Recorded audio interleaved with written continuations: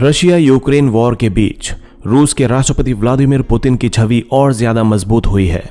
लोग पहले से ही उन्हें एक ऐसे राजनेता के तौर पर देखते हैं जो किसी से न डरता है और न ही झुकता है।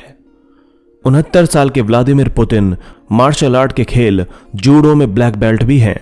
इस खेल की दो खूबियां, आक्रामकता और चतुराई, उनकी नीतियों में भी दिखाई देती है। यही कारण है कि यूक्रेन मुद्दे पर अमेरिका समेत पूरे यूरोप के एक होने के बावजूद पुतिन पीछे हटने को तैयार नहीं है।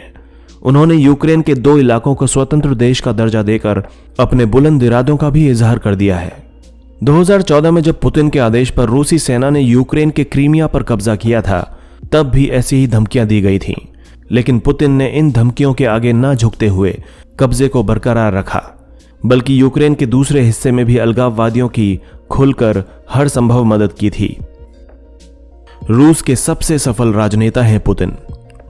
व्लादिमीर पुतिन का पूरा नाम व्लादिमीर व्लादिमीरोविच पुतिन है।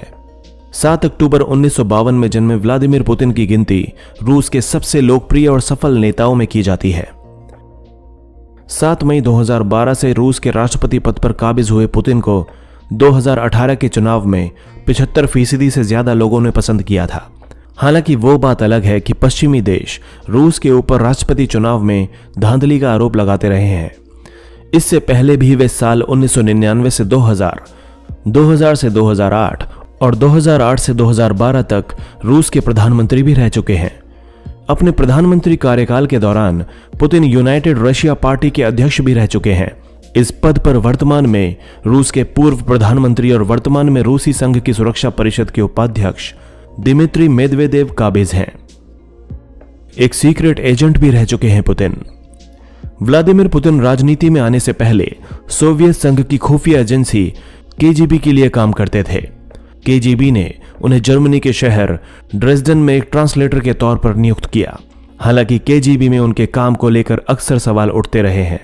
इसके बावजूद पुतिन को नजदीक से जानने वालों का दावा है कि पुतिन महज मीडिया रिपोर्टिंग पर नजर रखने जैसा कम महत्वपूर्ण काम ही करते थे।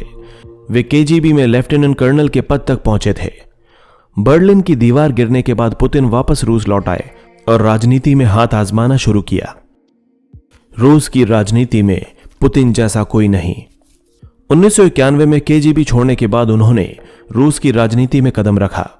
वे पहली बार 1996 में राष्ट्रपति बोरिस येल्त्सिन के प्रशासन में बतौर डिप्टी चीफ ऑफ स्टाफ शामिल हुए थे। इसके 1 साल बाद उन्हें रूसी खुफिया एजेंसी केजीबी का अध्यक्ष बना दिया गया। 1999 की शुरुआत में येल्त्सिन ने पार्टी के भीतर और बाहर भारी विरोध के बावजूद उन्हें रूस के प्रधानमंत्री के रूप में नियुक्त किया।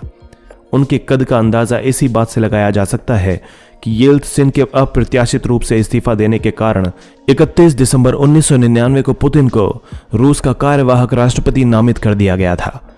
इसके बाद पुतिन ने राजनीति के क्षेत्र में कभी भी पीछे मुड़कर नहीं देखा। उन्होंने साल 2000 और 2004 में रूस के राष्ट्रपति पद का चुनाव जीतकर अपने सभी विरोधियों को पस्त कर दिया था। रूस के संविधान में संशोधन कर बने शहंशाह। उस समय के रूसी संविधान के अनुसार कोई भी राजनेता लगातार 3 बार रूस का राष्ट्रपति नहीं बन सकता था। यही कारण था कि 2008 में पुतिन ने अपने खास दिमित्री मेदवेदेव को रूस का राष्ट्रपति बनवाया और खुद प्रधानमंत्री के पद पर आसीन हुए। सितंबर 2011 में पुतिन के कहने पर रूस के संविधान में संशोधन किया गया, जिसके कारण रूस के राष्ट्रपति का कार्यकाल 4 साल से बढ़ाकर 6 साल कर दिया गया। मार्च 2012 में व्लादिमीर पुतिन दोबारा चुनाव जीतकर रूस के राष्ट्रपति पद पर फिर से आसीन हुए। 2018 में रूस में हुए राष्ट्रपति चुनाव में तो पुतिन को 75% से ज्यादा मत मिले थे।